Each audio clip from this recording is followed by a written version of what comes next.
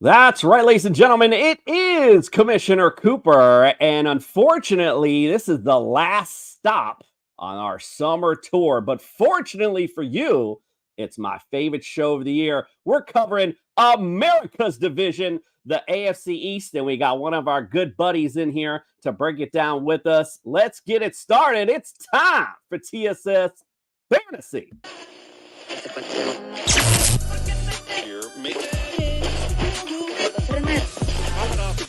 Yeah! Here we go! It's time for TSS Fantasy.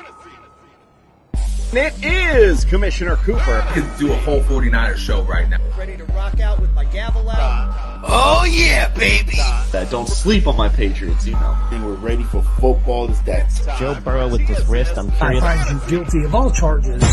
although you assistant force in this I listed out some really great guys. DJ Chuck Bass. This guy has been doing it ever since coming off. I hope you like the way I pimped He's you made out. 4 targets in all 3 of the class. Game for the touchdown this year. You know, the great thing about being a football player is you don't have to take a shower to go to work. There it is. Well, I took a shower tonight because Howard Bender's in the house, ladies and gentlemen. Boy, I'm just kicking it off right away. Welcome to the studio, our good friend Howard Bender. Welcome into the studio, my friend. Thank you very much for having me, man. Always a pleasure when I get a chance to join you guys. You know, it's my Friday nights get a little crazy sometimes. These all just kind of fell into place this time. So kismet that I'm here for this show. Absolutely. We are excited indeed. Since I'm already on the introductions, let's get it going. My man to my, well, your left, my right, whatever it is, Andrew LeDuc, Mr. Sophistication. Welcome into the studio. Thank you. I think I might still be in traffic down in Foxborough from the game last night. That is probably the worst town to have an NFL stadium, and just saying that, throwing that out there, but good times. Yeah, we went a few years ago, and someone keyed us in on hitting that one little train that we parked somewhere. I don't know where it was, and we took a little train. Even that was just like, oh my God, ridiculous. So yeah, totally there. Justin Jesus Herrera, welcome into the studio, sir. Traffic. People still want to go to that fucking stadium after Tom Brady left. Didn't Tom Brady take all the fans to Tampa Bay with him? Like, what are you talking about? Traffic. I'm not gonna lie, especially for a preseason game, man. It took me 4 hours to get to the stadium. The stadium's only like an hour 40 from me. It was brutal. I missed the entire first half. Well, you know what? You didn't miss anything. All right, let's get things started. I was gonna say that's how you know you're in football season, when it takes you like double the time just to get to the stadium, and with a long ass ride home, you're like, fuck, man. Like, I'm sorry. It's football time indeed. Just a quick little note. Do us a solid. Go to Underdog Fantasy. Use the promo code TSS. We'll double that deposit up to $100. Also, Pro Am Belts. If you're looking for some championship bling, look no further than Pro Am Belts. And if you're watching us on YouTube, do us a solid. Hit a like, hit a comment, hit the subscribe, hit all that other stuff. Little things stopping you from doing it. Big things popping for us when you do. So we appreciate you. All right, before we get started, as you know, if you've been watching our summer tour, we got our injury expert in the building. He's going to give you 4 segments on each team here, on one segment on each team, I should say. And we're going to start out with the percent to the bench for the New York Jets. Let's check it out.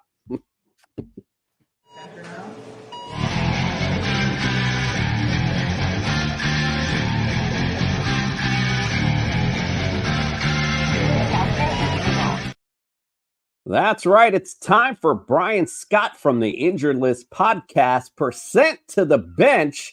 Brian, you smell that? I smell something stinky. That's right. We're in the New York Stinky Jets. What do we got tonight, Brian?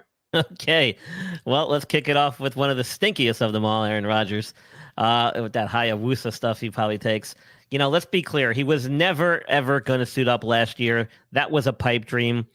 Whether the Jets made the playoffs or not, his season was done.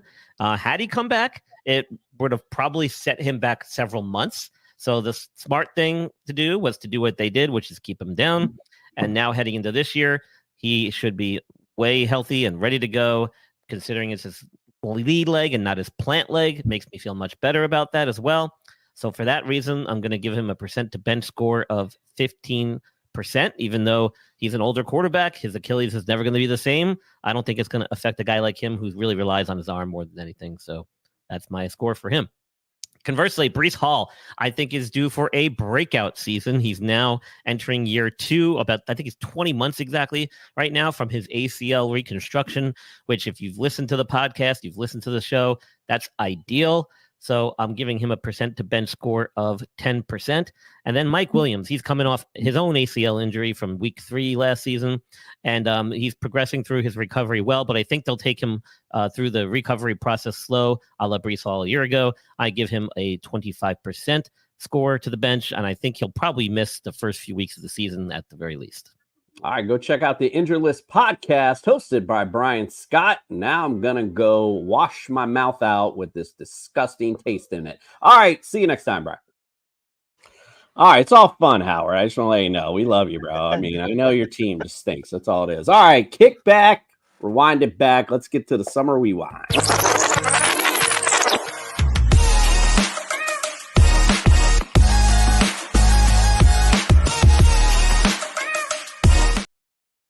All right, we're going to let the batter up first, and let's go with Howard and these New York Jets. And you just talk about them as an overview.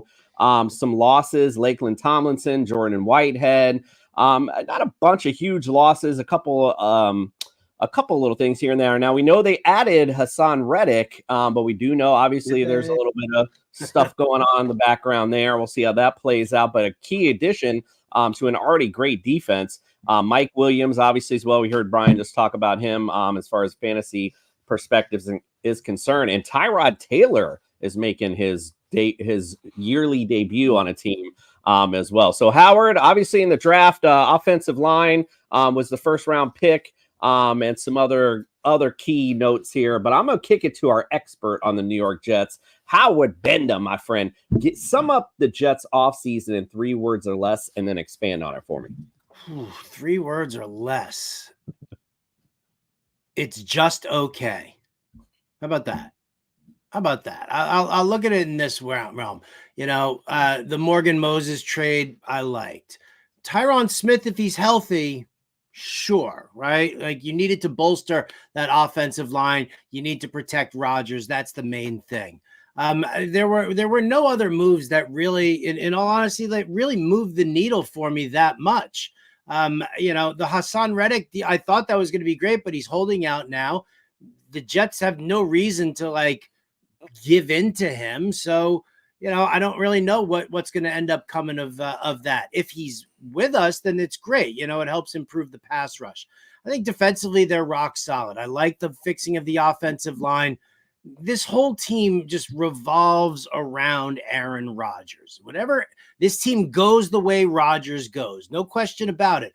I can say all the great things in the world about Breece Hall or Garrett Wilson, but the bottom line is that this team goes the way Rodgers goes. And as a fan, I hate that. Yeah, I mean, it was such a shock to the system last year. Actually, really excited to see, see the Jets with Aaron Rodgers, see what he looked like, and then of course we know what happened. So yeah, it's very scary. Trust me, as a Dolphins fan back in the 80s and 90s, being reliant on your quarterback's not a fun thing. I promise you. All right, look, Dan Marino. What are you talking about? I know it's Dan. Oh yeah, I hate relying on Dan Marino. Well, to be fair, it was just felt like he didn't win a Super Bowl with Dan. Why am I doing this show? Why did I say yes? Why did I say yes? Kill me right now. I knew Cooper was going to be like this. I knew he was going to. I can't believe this. Foot in the mouth already, damn it. All right, let's go. Let's move on. Let's get off Cooper. Let's talk about those New England Patriots so we can talk about a team that really sucks. The off-season losses, the key additions, draft, Drake May. All right, what do you say? 3 words or less, Leduc? Give me and expand on it for me. You know, you nailed that perfectly. My 3 words is realistically accepting reality. I think we've seen a philosophical change in the way even Robert Kraft is talking about this team. He seems very subdued to the fact that it's just not going to be it this year, that we're rebuilding. And that's a side of him we haven't seen and really ever in his ownership, even going back to the 90s when he got the team. So that's a little bit different. It is a bit of an addition by subtraction. Mike Gesicki, good riddance. Devontae Parker, good riddance. Mac Jones, good riddance. And Matthew Judon, honestly, is as good as he is for the first half of the year. I think he was just going to be a problem this year. I'm fine with moving on from him because he wasn't going to be here after this year anyway. So to get a 3rd-round pick for him, knowing that he was disgruntled, bravo to Elliot Wolf, who I guess is the GM. We don't even know who the real GM is right now, but I guess it's Elliot Wolf. But yeah, their additions, they made additions to get by. KJ Osborne's going to, probably make the team as the number 5 guy. Antonio Gibson, like a solid little receiving back for us there, but we'll see. He's had some injuries, so we'll see. There's nothing exciting. This team is not exciting. The most exciting part about last night, the preseason game so far, was they had some good kickoff returns. That was fantastic. So let's see if they can keep that going with the new setup, but you never know. So yeah, realistically accepting reality. We suck again, as they say in the Waterboy. Listen, I mean, sometimes the pendulum just has to swing a certain way. Sometimes you've had the pendulum so far on one side for so long, it's okay for it to come over here a little bit, bro. Well, I can admit that. Well, yeah, welcome to Suckville. All right, anyway, I'm going to go ahead and take the lead here, and let's talk about America's team, the Miami Dolphins. Now, my 3 words or less, I was going to say defense wins championships. That was like my thing, but I really, the other thing I wanted to point out, though, is playmakers. So I'm just going to say defense and playmakers, because the fact is that if you look at what they've lost in the offseason, the heart of the team, Christian Wilkinson, I mean, bottom line is he was like the heart of the guy. Xavier Howard, the history there. He's gone. Now, my personal biggest loss to this team was Andrew Van Ginkel. Not a lot. If you're not watching Dolphins football, you may or may not have heard of Andrew Van Ginkel. But let me tell you something. Every time, instead of putting him at linebacker, which I don't know why they kept putting him there, every time they put him on the edge, this guy was in the backfield almost every play. I find it fitting that he went over to the Vikings because that's what the hell he looks like anyway. But a lot of the long-term defensive unit is now gone. Jerome Baker gone as well. Key additions, again, going into the defense, Kendall Fuller, Jordan Poyer on the center, and Anthony Walker Jr. in the draft, first pick, Chop Robinson. So again, defense, like that was seen to be their focus. Obviously, the offense is in place. This isn't rocket science. You have a great offense that's already set. Pair it with a great defense, you have a championship. Makes sense. But I did want to highlight also in the draft the playmakers. We are a fantasy show. Just want to point a couple of guys out. But Jalen Wright right now, I mean, if you just seen the preseason game that he was in, he's got it. I hate to say it, the word, but I know it's not not very. I guess I'm not really getting in depth with any stats, but the fact is he has the it factor. You see him on the field. Some guys are good practice players. Some guys got the juice on the field. He's got it on the field. You could see it right. I know it's against the Falcons, 3rd or 4th string. Doesn't matter. You can tell. I could see with Breece Hall when he was on the field a couple years ago in the preseason. What a big difference it was between him and Michael Carter on the field. So anyway, just wanted to point that out. Also, Malik Washington as well.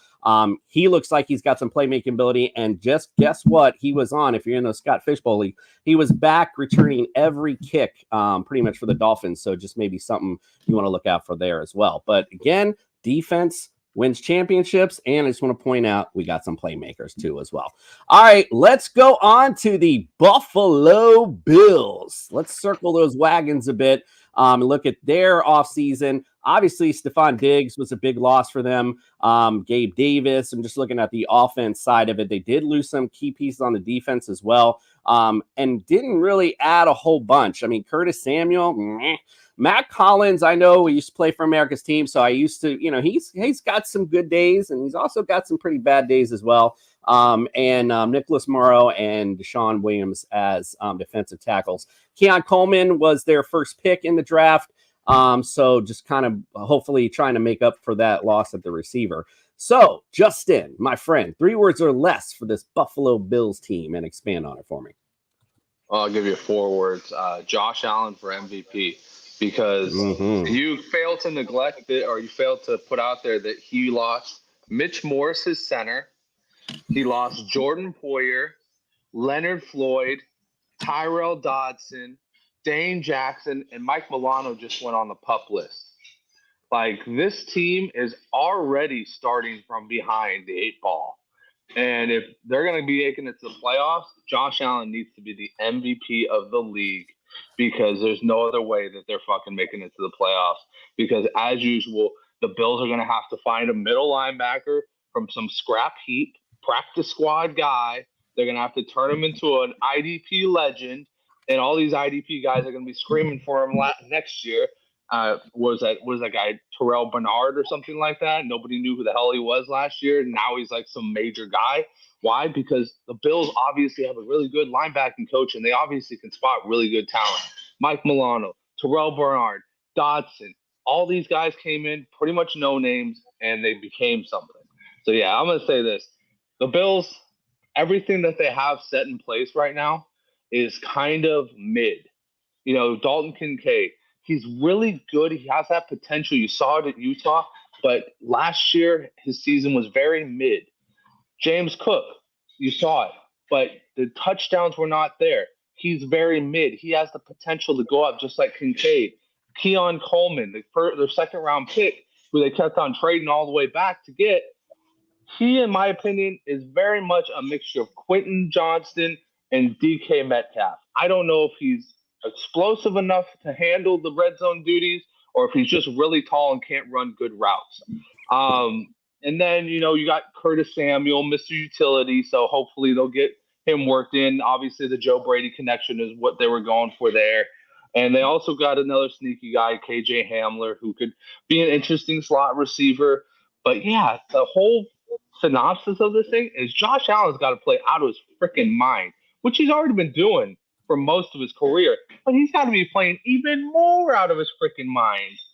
And if he gets them to the playoffs, write it in, guys. Josh Allen should be your MVP. I don't care what Lamar Jackson does. I don't care how many touchdowns Patrick Mahomes throws. He should be your MVP. Well, we're going to talk about Josh Allen a little bit more when we get into fantasy, but that's something I want to talk about. It's interesting because do you take the aspect of he losing those weapons? Does that take away, obviously, from his projections and his ADP and stuff, or does that propel him because now it's more on job? We'll get into that in a second. All right, but anyway, I just want to throw that out there. Something to think about. All right, we're gonna play our little game in a second. Before we do, we got another percent to the bench, and we're talking about those New England Patriots. Let's check it out.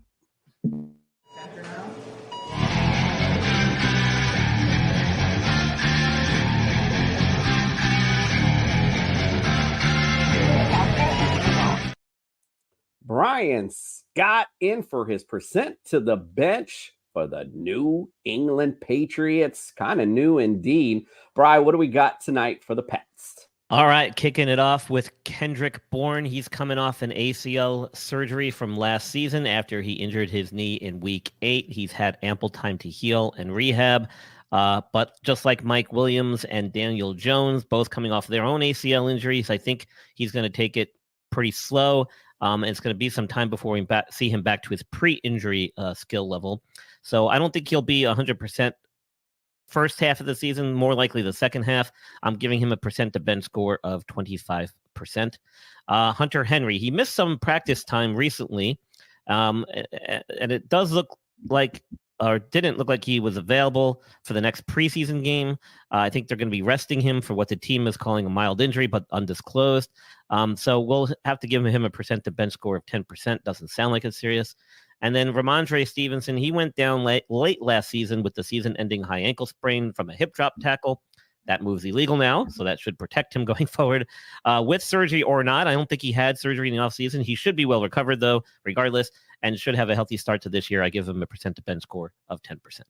All right, go check out the Injured List podcast hosted by Brian Scott. Brian, we'll see you next time.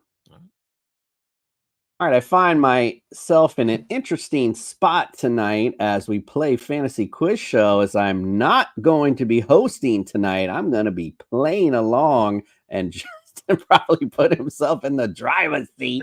All right, so let's get it on. We're going to do just Howard, just so you're aware. Fantasy Quiz Show works just like Family Feud. You'll shout your name when you hear the question. Then you answer. If you get it, you got a chance to take the whole slew of the answers. You got 3 strikes. If you don't get them, then Justin will make a decision who will get a chance to steal. All right, well, let's get it on. It's time for the Fantasy Quiz Show. Oh, you got it. You got it, Justin. My bad. Stepping on toes. Leave it alone. It's the Fantasy Quiz Show. Justin Jefferson. Justin Jefferson. It's gonna be a long game. Not gonna be a long game tonight because we got AFC East experts in the building. All right, let's go, Justin. I'm ready. All right. So Howard, this is for you because the other 2 knuckleheads already know. These stats are completely based off of AFC East. So these players had to have played in the AFC East to accumulate these stats. So if Randy Moss would played everywhere, AFC East for a little bit of time, it's not his entire stats to be into this. Just kind of giving you that rundown. So let's start it off, boys. I knew that Cooper would be looking at touchdowns, so that's why I went with yards. So we go. Our first question is all-time AFC East leaders in rushing yards. Jason. Jason, Curtis Martin. Mouse. All right. Jay, that is number 1. 14,101. What a sad career. He went to the Patriots and the Jets at the wrong time. So, Jay, you take it over. We need 2, 3, 4, and 5. All right. So I know he's on here. He has to be because of the great seasons he had with America's team. Bye-bye, Ricky Williams. Bye-bye, Ricky Williams, indeed. Okay. I was like, I know he's on there. At least somebody. I should have put up the Are You High clip for that one. That would have been pretty funny, I guarantee you. And Ricky Williams was number 5 with 6,436. God damn. I wish we had him a little bit longer. Man, that guy would have crushed records. But Jay, take it over. 2, 3, and 4. What do you got? All right. I know this next one, and I only know this because I worked at Dan Marino's restaurant, and this man walked in, and I told him the story of how, he's such a great player, but I couldn't stand his fucking ass because how many times he ruined the Dolphins. He didn't think it was so funny, but luckily wifey paid. She thought it was good. Thurman Thomas.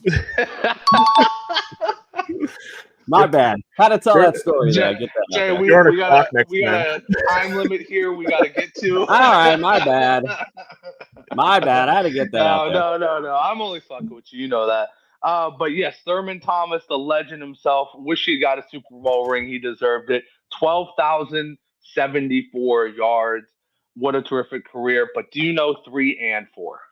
All right, this is where I'm kind of slowing up here, but I'm going to go with an oldie but goodie from America's team, Larry Zonka. Whoa, the Zonk. Damn. All Larry right. Zonka did not make the list. What do you got for me now? You got 1 strike, by the way. I was just kidding with that other strike. Oh, it's okay, man. It's okay. I can take it. Oh, you want 2 strikes? Let's go. See, if you want 2 strikes, we can move this right along.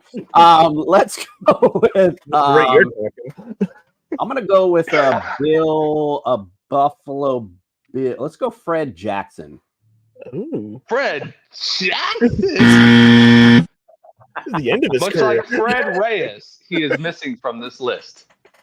All right, I'm sticking in Buffalo because that's where my head's at right now. Because I'm thinking all time Buffalo. I don't know why I didn't think of this. Because they're America's team. I should have heard the chink chink chink. O.J. Simpson. Whoa! The last one I knew. Yeah, the juice was definitely loose on this list. He had 9,486 yards before he came to the 49ers to represent the good part of the league. Anyways, also before he went on to do some incriminating things. But anyways, let's go with number 4. Ain't nobody gonna see this show. All right. This is a total guess, and this is pulling out my old AFC East knowledge because I know we had 2 good running backs that played for the Colts, went elsewhere, obviously, and played elsewhere, but I don't know how much time they spent in the AFC off the top of my head. But I'm just gonna say one of them and hope it's there. How about Eric Dickerson? Oh, Eric Dickerson. That's a good one, but nope. We gave him the friggin' game. In my opinion, that sucked. Oh, I was all excited. All right. You need an oxygen tank after that monologue? Jesus. It was like a monologue mixed with like a drum circle. I thought it was like this show all of a sudden. I wanted to tell the story. It was funny. Like, let me see what we're doing here right now. I'm calling because I don't know the answer. Am I allowed to steal this one? Yeah. Howard LeDuc, whoever has it, you just tell me your name and we'll point to Howard. Howard. Let's go. New York Jet Thomas Jones. Oh. Hello. You play to win the game. Was that a right answer or a wrong answer? Wrong. That's a wrong answer. Apparently, he played more time with the Bears and not enough time with the Jets. But LeDuc, do you have one for me? Or else I have to give it to Commish and he gets the gloat. I know, and I hate that because I have zero freaking clue. All 4 I knew, but I don't know this one. It's really unfair. That's my team. That's my teammate. All Can I take a guess? I'm way sad now. Can I take a guess? Yeah, you take a guess. Howard said the Jets, and it brought up an old school and the Marino era. How about Freeman McNeil?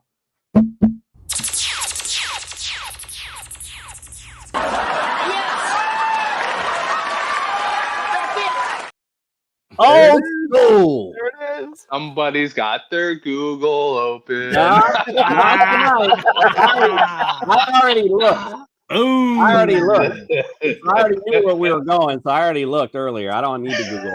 That's why he has no reflective surfaces behind him. But Freeman McNeil, though, not for nothing. That was back in the Kenny O'Brien bullshit days. So anyway, Howard knows what I'm talking about. All right. We're gonna cut this monologue off. We're gonna keep it really, really strict and clean on this one.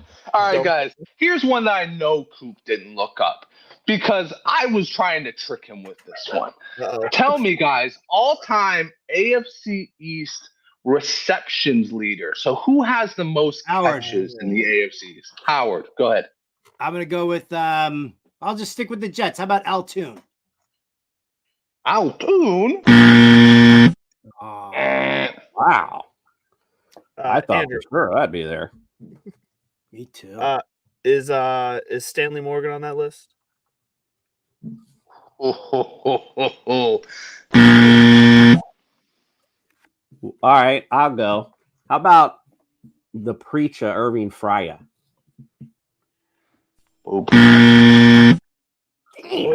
This is just general reception, so it's catches all I'll go Randy Moss then. How about Randy Moss? Did he play enough time with the Pats? Come on. I'll throw Gronk out there. Hold on. One at a time. All right. Andrew, we'll do. What's that? Gronk. He spent too much time on the side. All right, so I'm taking my yards and touchdowns hat off and thinking of people like Jarvis Landry, but I'm not going to say Jarvis Landry because he didn't play. Wayne Quebec. Should I just keep going? God. Oh wait, did Coop give a real answer? Yeah. He said, I'm not going to say Jarvis Landry, but I'm going to say it like 5 million times before I get to Wayne Quebec. Wayne Quebec is correct. I think Wayne Corbett with 580 comes in at number 5. You can tell the Cooper is not really good at this not improvising as a host thing because he just goes on and on and on. I'm not used to being on this side. I know. All right, how about Mark Clayton, America's team? Mark Clayton. Oh, jeez. He was a damn good player. How about, I don't know how long they were in the fucking AFC East or how long. I'm just going to say it. Marvin Harrison. Not that long, I don't think. Yeah. Oh, my God. Oh, my God, I'm dumb. Andre Reed. All right, so Coop, you've got 2 strikes. And you've got number 1, which was Andre Reed with 941, and Wayne Corbett, number 5 at 580. Tell me 2 through 3 or 2 through 4. How about Wes Welker? Dolphins and Patriots. Oh, Welker. Now we're getting the name of the game.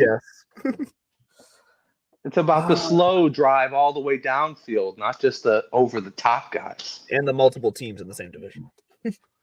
Yeah, that works too. Worked for Curtis Martin, right? Sure did. All right, Coop, I'm going to have to give you a wrong if you don't give me something. I keep thinking. I can't. Howard. All right. Howard for the steal. And I steal it with Keyshawn Johnson.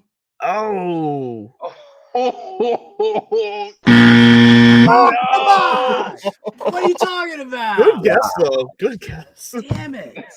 Right. It sucks. He complained more than he caught the ball. Well, that is definitely true. That is definitely true. I have a copy of the book. All right. I'm going to go with the slow drive king himself. I'm going to go with Julian Edelman.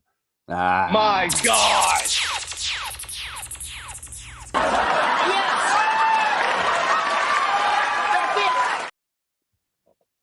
And the modern game helped too.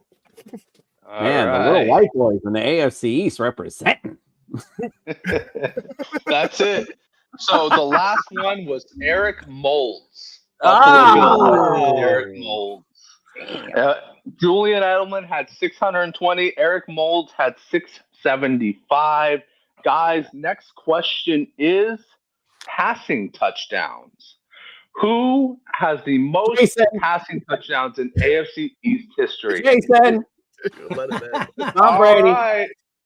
All right. LeDuc, man, that must be heartbreaking. Man can't keep his mouth shut tonight. He just gets out before you're done talking. I already knew before the show started. I said as soon as he says passing, I'm saying my name. I'm saying Brady. I love it. Whatever it is. All right, now you gotta name the rest of them. All right, you already know. Tom Brady had. Go ahead. My bad. Danny Marino. You already know what's up. Danny Marino coming in. Hold on 1 second, Jason.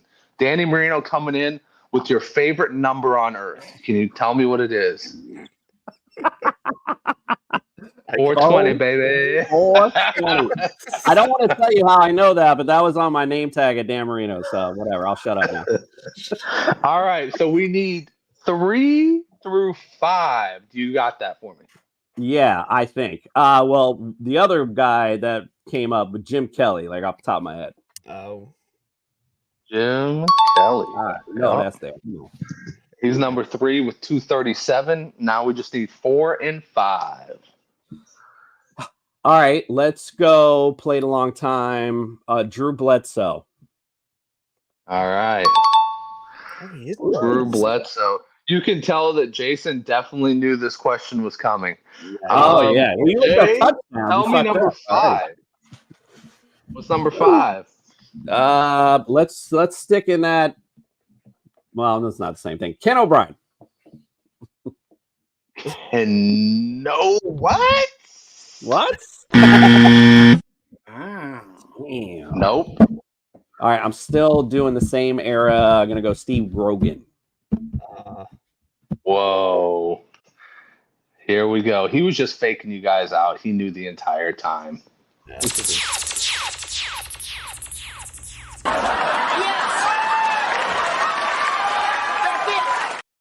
That's it for real?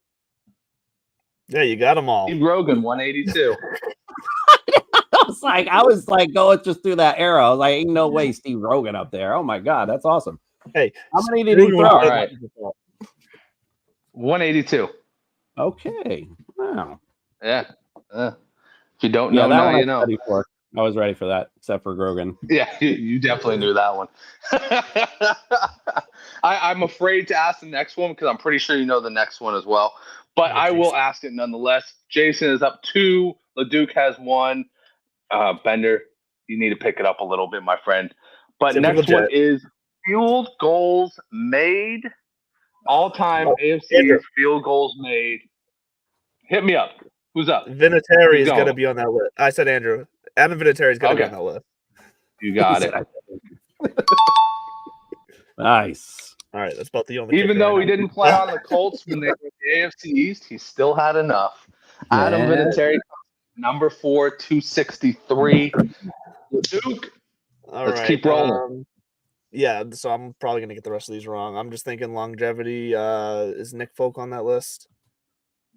Oh, okay. Yes, he is. Nick Folk with 283. All right. It was a long-time Dolphin kicker too, I believe. I just can't remember his name right now. I'm not sure I can think of another freaking. You know what? I'm just gonna go Homer here and say Steven Gostkowski is also on there. The legend, the man, the myth, the legend. 374 field goals made for Steven Gostkowski. Who the hell else was a kicker? So you're missing number 2 and number 5. Okay. I know there's a Dolphins kicker. I'm just completely blanking on right now. I'm not even sure I can think of another name to throw out there right now. All right. Well, I'm gonna give you a little break in between that time. That's fine.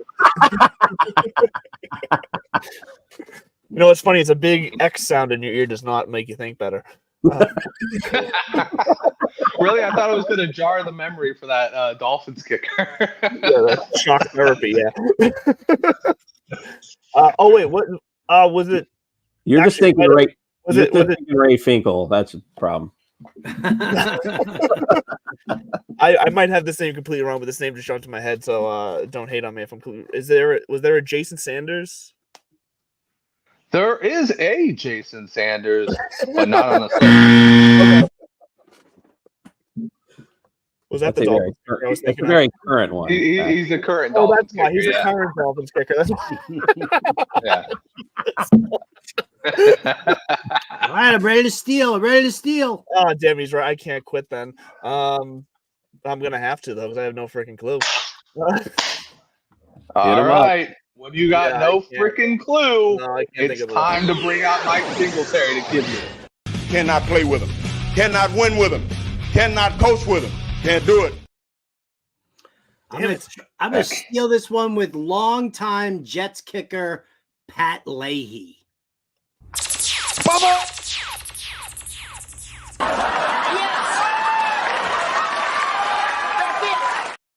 Nice job. The only one I could think of was Scott Norwood. Is he on? But he was famous for missing. So wide right. Scott, no, wide right. But no, Scott Norwood did not make it. The Dolphins kicker you were thinking of was Olindo Mare. But yes, Howard Bender is back in the game, and you guys are fighting the tie with Jason to not be called losers tonight. So, guys, here we go. It's the final question. It's going to be similar to the last or to one of our previous questions. This time I'm asking for receiving TDs. So all-time AFC East receiving touchdowns. Jason. Andre Reed. All right, Jason. Andre Reed. That is indeed correct. All right. Well, let's see how well my memory is. Because at least some of those guiding yards got to be up here. How about Eric Moulds? Since he was the one I missed. Eric Moulds is not on the list. All right. Let's go. Let's go again. Let's go back to Mark Clayton again. Mark Clayton is on the list with 81 touchdowns. That's right. So you need 3, 4, and 5. Okay. Let's go with Gronk. Talked about that earlier. As he looks down. I'm gonna pull this fucking thing over. This is what I have in my hand, ladies and gentlemen. That's it. Let's go. I stare right here. Let's go. Fuck. Kind of intense. Let's go, Mark Duper. He was known for the long TDs anyway. Mark Duper. See, I didn't look down that time. 2 misses, and both these guys have a chance to steal and be co-winners. All right, I'm trying to. Do you want a co-winner with you? Hell no! This is America's team. Let's go with. I can't fucking think of the guys I said last time. Let's go with Wes Welker. Fuck it. The only name I could think of right now. Wes freaking Welker? I think you forgot that he's known for receptions and not touchdowns. I know. I didn't forget anything. I couldn't remember anything. Now, if you want to crown them, then crown their ass. I mean, I think Andrew and I should share in this one here so that we can all be winners. Andrew, do you know who it is? Because he's from your team, I think. So I have a guess of a long time ago Patriot. All right, so let's say count to 3. Justin, you count to 3. We'll both say it at the same time. All right. 1, 2, 3. Stanley Morgan.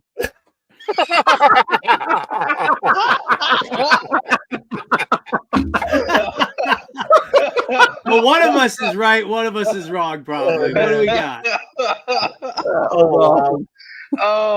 So LeDuc, you said Stanley Morgan, right? Yeah.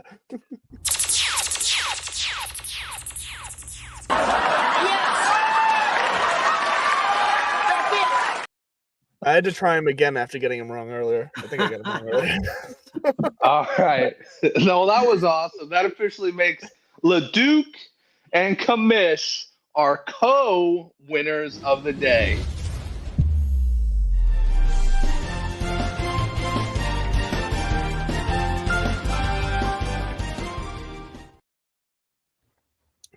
And Howard, while you might be our loser of the game, just remember, being a co of anything is like kissing your cousin.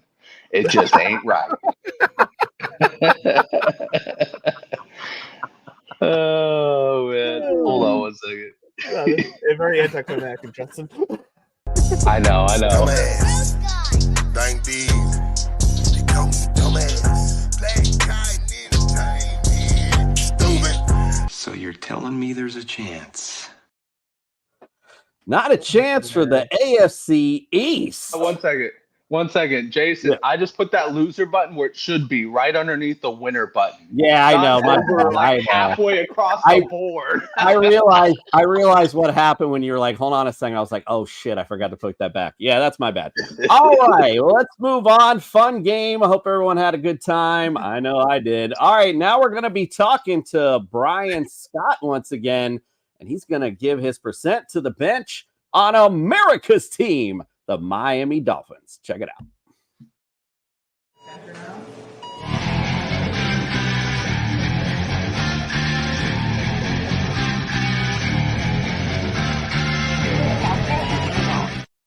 It's time for the percent to the bench for America's team, the Miami Dolphins. Brian Scott, welcome in, my friend. What we got tonight? All right. Well, starting out with America's quarterback, Tua Tagovailoa. You know, nothing new to report injury-wise on him, if you can believe that or not. He actually did a good job last year of not getting seriously injured, which by his standards is something to be proud of. For that reason, I expect this trend to continue. He started some new offseason training program, learning how to fall using jiu-jitsu or whatever he's doing, and it seems to have worked. I give his percent to bench score 20% purely based on his history. And then America's wide receiver, Jalen Waddle, he missed significant time in college a couple of years ago with an ankle injury. Didn't cost him any time until late last year. And they've been holding him out of practices for this preseason for some undisclosed reasons. But head coach Mike McDaniel said it's nothing serious. It's a precautionary move to mitigate any serious injuries going forward. I'm going to give him a percent to bench score of 10%. And then Devon Achane, I don't even know if I said that right, but he injured his MCL. Achane, sorry. He injured his MCL last year, week 5, ended up on IR and missed some time. Never really got back to himself before the end of the season, partly because of usage. But he should be healthy, ready to go this year. I'm giving him a percent to bench score of 15%. All right, make sure you check out the Injured List podcast hosted by Brian Scott. Brian, America appreciates you. All right. Speaking, we're all patriotism tonight. Let's go and do some predictions.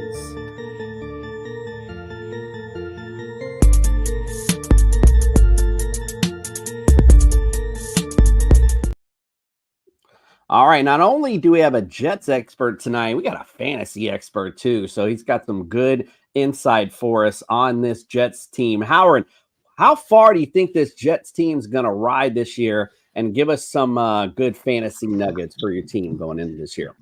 Well, I mean, from a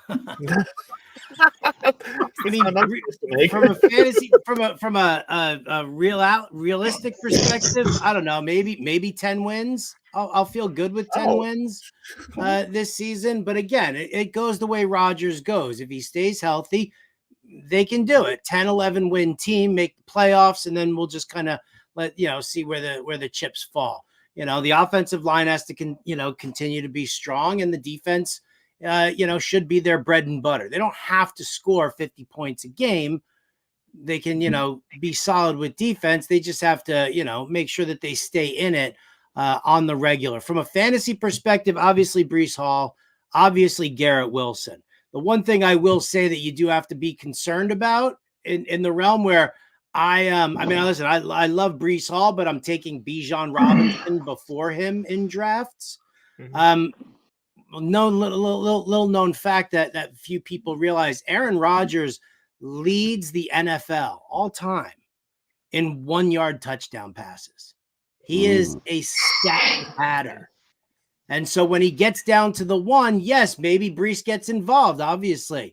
But how many times have we seen, Rodgers just turn and hit Devontae Adams in the past? He's going to do that with Garrett Wilson. So, that's kind of an issue that I do have. I know Breece is going to ball out and his yardage totals are going to be there.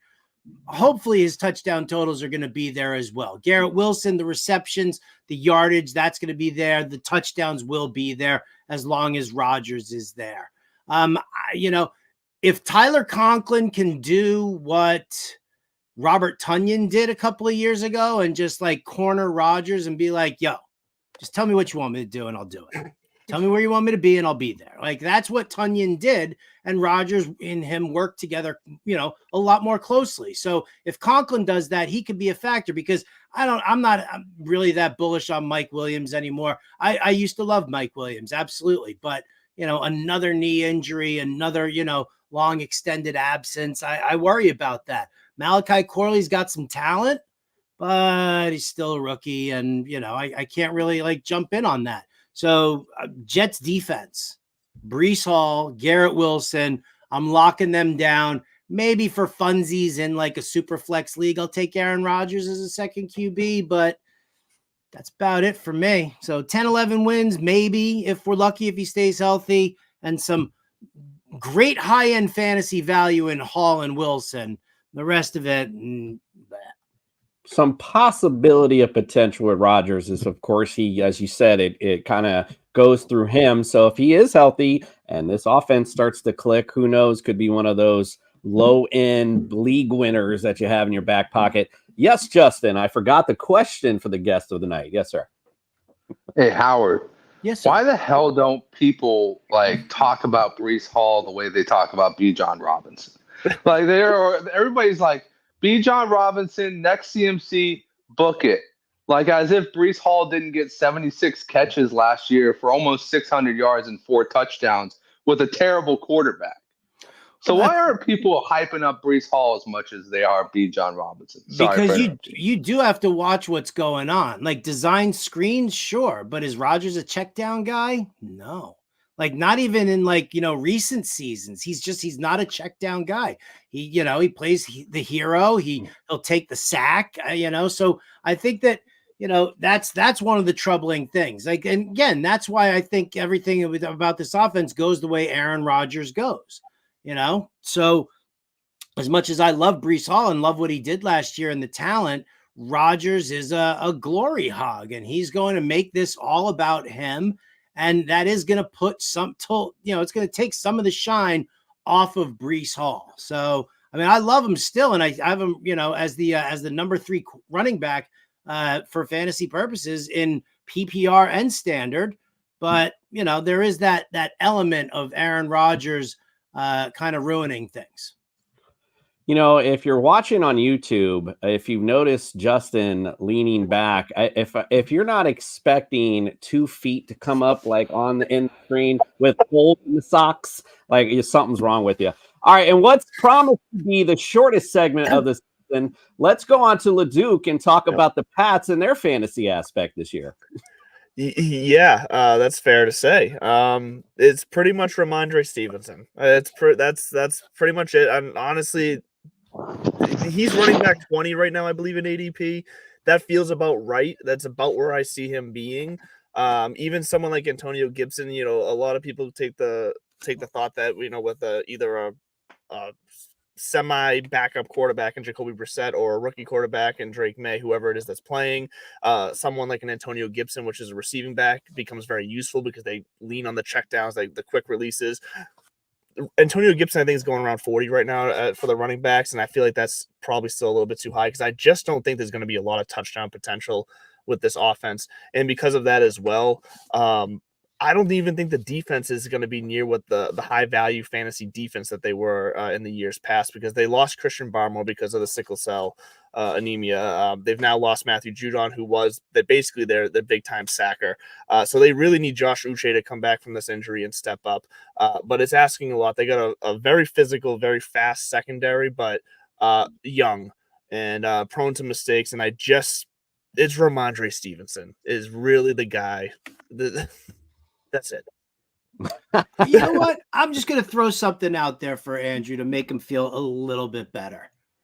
I actually really like Hunter Henry as a sleeper tight end this season. Alex Van Pelt was the reason that David Njoku popped like he did in Cleveland, right? Because there wasn't a clear-cut number 2 wide receiver playing opposite Amari Cooper. It just wasn't happening. They just had garbage there. And so Alex Van Pelt tilted his entire, the scheme to incorporate the tight end in a passing situation more. Now that he's with New England, I actually see him kind of incorporating that same thing. Cause I mean, you guys don't even have a number 1 wide receiver, let alone number 2. So you get a quality pass catching tight end like Hunter Henry, who can also be big red zone target for a young QB. I'm going to throw a little Hunter Henry your way for a little New England sleepy. Yeah, I don't mind that. I do think he needs some touchdowns to really perform. And I did forget to give my prediction. My prediction's 4-11. Pretty much How the hell are they going to get 4? That's and I did my math wrong. 4-13, not 4-11. That was terrible. Yeah, I was thinking 4-11 was 1963. Justin has a question for Andrew. Oh, I got put those arms up higher for me. I got 2 for you. Raise the roof, baby. Jalen Polk and Javon Baker. Who in the hell is worth a late round sleeper? Like we're talking like 21st round in a freaking freaking underdog or a DraftKings draft for $1 million. Who's worth the pick? So So I like what they both bring. They bring a bit of a different game, and I have them ranked kind of very similar. I would lean on Polk a little bit more, though. I think he's just a bit more of a refined catcher and ball handler. So, but I think they both bring a different type of explosiveness than what the Patriots offense is used to. So I would lean Polk over Baker, but I think they both make this team, and they're going to be involved to whatever extent that looks like. I got one more question for you. Over under 7.5 games, Drake May plays. I think it's or Joe Milton. Well, it's not going to be Joe Milton, but I think it's going to end. It's feeling like it's going to be over for Drake May now, which is not what I would have said a week ago. But Brissett seems to have kind of plateaued a little bit, leveled out, which is not a bad thing necessarily. He's still exactly what we expected Brissett to be. But May has taken a little bit more steps forward, even after the terrible practice they had this week with the joint practice with the Eagles. But he looked great last night.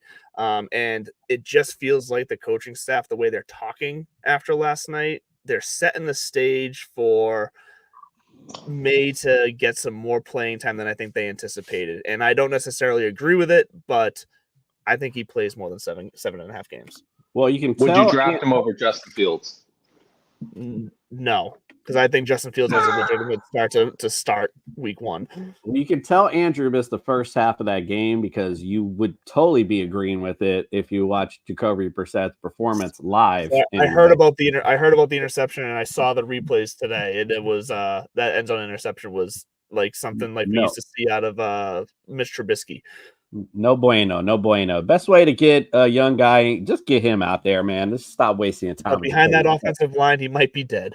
And Justin killed my ball handler joke to you. So I'm going to move on, talk about America's team, Miami Dolphins. All right. So Tua, again, I was high on him last year. I was, talking him up.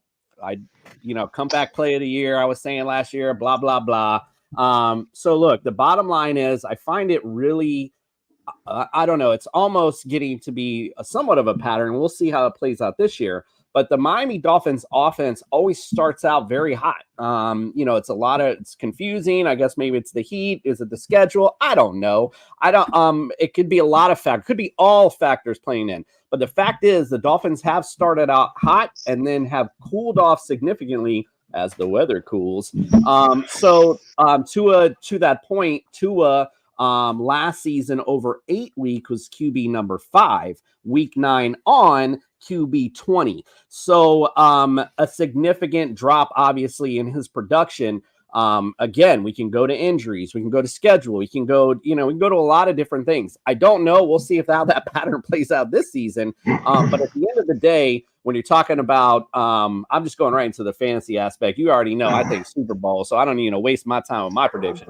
But the fact is, Tua again, he starts out hot. Is it the scheme? Is it because Mike McDaniel's offense starts to get figured out? I'm not sure, but we'll see how that plays out. Either way, he's definitely a good QB to have on your fantasy roster. Where you have him, though, and where you value him, of course, depends on what strategy you're going into your drafts and that type of thing. So, but again, definitely somebody I'd like to have on my roster. I think the big key thing here when we talk about the Dolphins, we already know Tyreek. You want to get Tyreek. You want to get Jalen Waddle. I think it's more in the running game where the question is, because I've seen since the early summer, Raheem Mostert is in tier 6 or something. I mean, just something ridiculous. I'm not sure if he's climbed up. I haven't really looked back into it. But as we start to do it now, I'm going to start look back into where his tier's at. But it was pretty low. And I think the point of that, is that he is undervalued, period. Raheem Mostert, he was RB4 last year, 21 touchdowns. He's not going to repeat the touchdown production. I get it.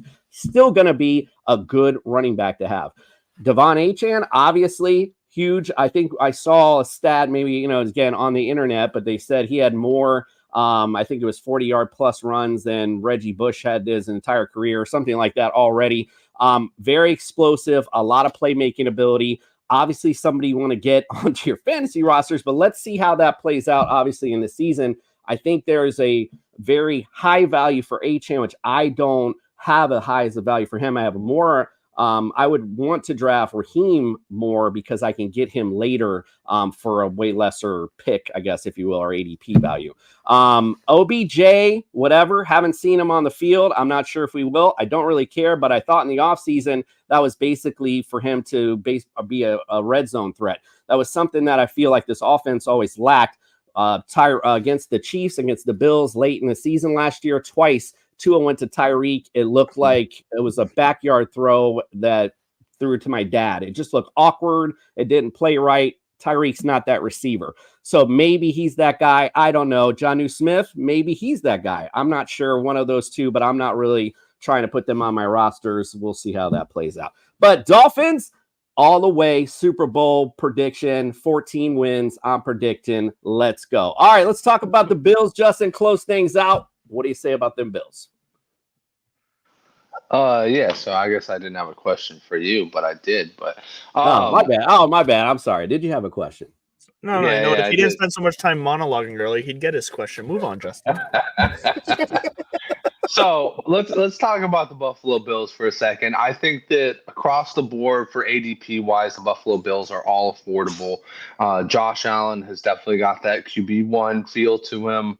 James Cook, I think he's going in that tier 2, tier 3 of running backs. That's right where you want to grab him because that's prime for a breakout type guy.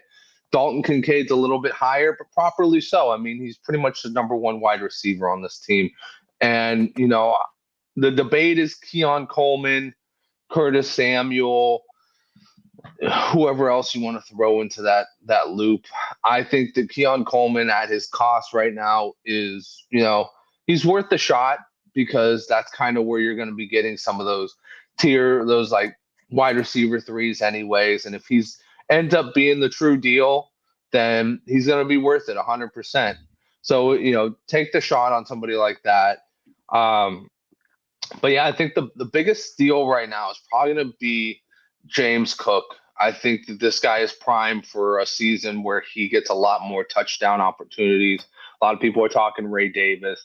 I don't really see the appeal to always those rookie handcuffs that everybody goes crazy for. Sometimes they work. Sometimes they're Tank Bigsby. What am I going to say? I don't really care to handcuff like that. My actual question to you, Jay, was going to be, who do you handcuff if not all 3 of your Dolphins running backs? Because obviously the reason that the Dolphins do really good is because everyone on their team runs a sub 4-3. And so when you get into a zone space and you have enough run to just one cut and run, you're booking it to the end zone. But as we have seen with the Dolphins of past, and as we've seen with Raheem Mostert and the 49ers, that also means a lot of times these guys have hamstring injuries, or in Devin O'Shane's case, he's kind of a little bit on the smaller side. So when he gets nicked up, he does get nicked up. I like Jalen Wright because he's a little bit thicker. But if you had the opportunity to, I'm not going to say would you chain them all together, but who would you handcuff with who on that team? Oh God. I'll just say that I totally agree with you. If I had the opportunity, I don't know if I go that batshit crazy, I guess, for lack of a better term, with putting all 3 on. But if I'm another team, I'm certainly scooping up Jalen Wright. I just don't. I would still go Mostert, Achane, because we still don't know what Jalen Wright's going to be, but I definitely excited for what he could be. So if I could, to answer your question, probably not, because there's too much other value that's probably out there that I could be taking from. But it's certainly something to think about. And if I was on another team, I'd definitely be taking Jalen Wright somewhere.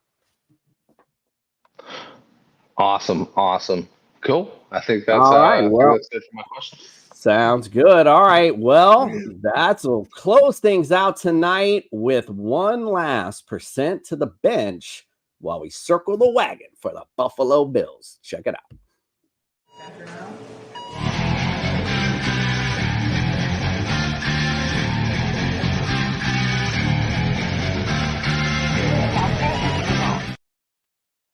The doctor is in. It's our final stop and our final percent to the bench to the summer. We're talking about those Buffalo Bills. Bri, what we got tonight? All right, kicking it off with Josh Allen. He dealt with some elbow and shoulder injuries last year, but managed to tough it out for most of the season despite these injuries. Luckily, he did not need any off-season surgery for either ailment. I expect we'll see much of the same this year. He'll get beat up, but he'll likely play through it. I'm going to give him a percent to bench score of 10%. And then running back James Cook, he missed practice a few weeks ago for what the team said was personal reasons.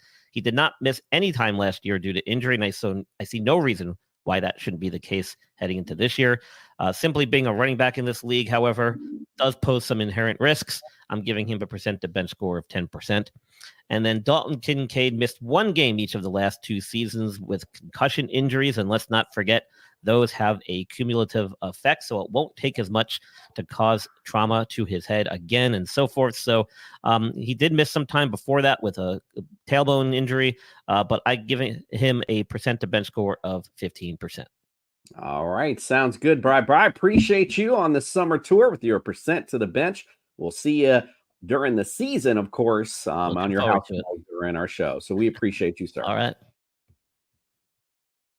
All right. Well, thank you once again, Howard Bender, for joining us. Where can we follow, subscribe, and get all of your great content? All right. It is at RotoBuzzGuy on Twitter, on Instagram. It is at The Real RotoBuzzGuy on TikTok. Doing some videos over there as well. You can find all my work over at fantasyalarm.com. You can also find me with a column called The Weekly Bender on real-time fantasy sports. You can read me in the New York Post if you're a New Yorker and you read that paper every weekend.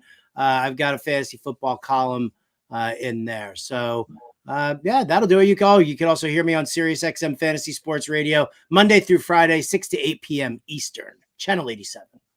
Always listening to Howard. Absolutely love it. All right. Well, we'd like to thank all of our guests that joined us for our summer tour. It was a lot of fun, as always. We'll see you guys next Friday. We're going to do some fantasy stuff. Believe it or not, fantasy drafts are coming. So we're going to break down some fantasy drafts and rankings and get all into it.